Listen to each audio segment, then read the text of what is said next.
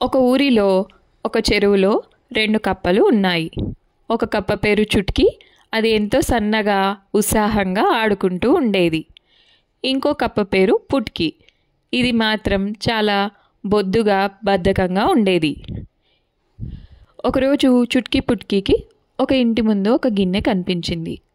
అందులో ఏముంది అని చుట్కీ పుట్కీ మాట్లాడుతున్నాయి. చుట్కీ, ఇందులో తెల్లగా ఏదో ఉంది. పుట్కీ అనింది, అవును, ఇది చాలా బాగుంది, రుచి చూద్దామా అని అనింది. చూద్దాం, రుచి చూద్దాం, అలాగే ఇంకా ఎక్కడైనా ఎక్కువ దొరుకుతుందేమో వెతుకుదాం. అలా వెతుకుతుంటే వాటికి ఒక గిన్నె కనిపించింది. వెంటనే దానిపైనకి ఎగిరి కూర్చున్నాయి. గిన్నె జారుడుగా ఉండడం వల్ల 2 అందులో పడిపోయాయి. అలా పడిపోయిన చుట్కీ పుట్కీ చాలా కంగారుగా ఉన్నాయి. ఇంతలో చుట్కీకి ఒక మంచి ఆలోచన వచ్చింది.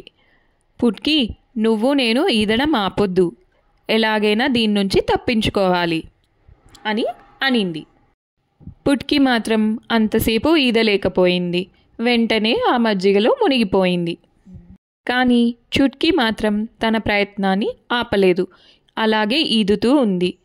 మెల్లిమెల్లిగా వెన్న తయారవడం ప్రారంభమైంది. ఆ వెన్న పైన మెల్లిగా ఎక్కేసి ఆ గిన్నె నుంచి తప్పించుకుంది. చుట్కీ అలా బయటపడి తన ప్రాణాలను కాపాడుకుంది. ప్రయత్నిస్తే మనం దేన్నైనా సాధించగలం అని నిరూపించింది.